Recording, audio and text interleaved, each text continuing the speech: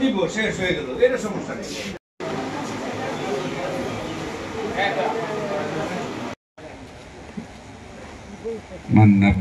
তোমার নবীকে সম্মানিত পরিচালক,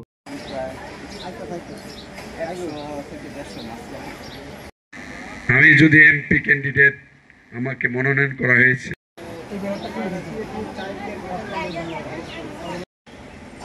চন্দ্র সূর্য, তখন ওই ব্যক্তি আর অবৈধভাবে কোন সম্পদ। সম্মানিত উপস্থিতি, ইসলামী পাঠাগার ও এই জন্য সকল সময় আপনাদেরকে পাশে থাকার উপস্থিত আছেন।